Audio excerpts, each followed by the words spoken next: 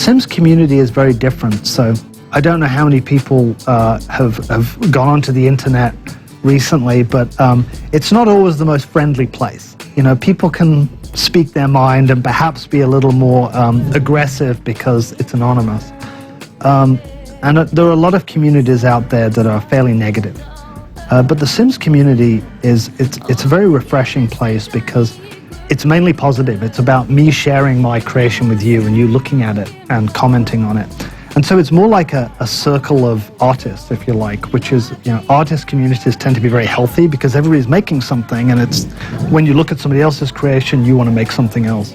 And so you get that wonderful cycle of creativity and people making each other happy because they're enjoying the whole process. The community is always telling us what they want, and our job is to filter that in such a way, and I think we've done that pretty well all these years. But you know, now that we're going to sort of unleash this new potential of an outdoor world, managing all the demands that are going to come in, I think we got the great ideas, get our work cut out. Ages, both genders, you know, all around the globe, really. And so I can imagine that, you know, for someone who was housebound, being able to be connected to that community is really quite a gift, because they really are wonderful, creative people and very kind. I think that's why the community is so open, is because it's built around a tool or a game or a toy or a thing that we've made that is all about creativity. And I think that brings people who are interested in acceptance or in exploration. Well, they all have creative natures. That's right. That is a common link, regardless of their gender and their age. People who experience The Sims and spend time with The Sims are really creative people, and I think that's the commonality of everyone who spends time in our communities.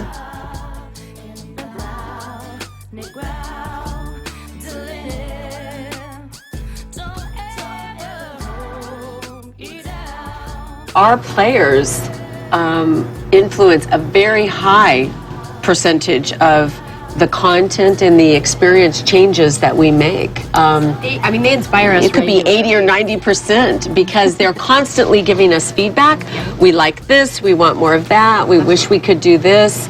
Both in our communities and in our focus groups that we do around the world. And our players are very outspoken, right? They're not shy. They're not afraid to say, I need more of this, or I wish we could tell stories like this. Well, I also think, you know, some of our players use our highest end creativity tool, which is the movie tool. Not all of them, because it's a pretty sophisticated tool. But I love being able to go someplace like YouTube where we've had over 200 million downloads of these movies, really amazing stories that players tell. Some stay inside the community and some people post them and push them out to YouTube for the broader audience to enjoy. But the range, as you say, the range of stories are pretty amazing. So I get a lot of emails of what people like and what they don't like. Sims players are very industrious, so they've found my home email address. They've been kind enough to contact me there, which is nice, as well as my work email. They tell us every single day. They get particularly frustrated about things that they don't like, and they want to make sure that I'm going to talk to the executive producer and get it changed. A lot of the things in the community players just make and they share with other players, and that's a service that we support with our exchange. So a player can upload something and then any other number of players can download it. In addition, of course, they like it when we make things which are very expensive to build, and so then they can download them into their games.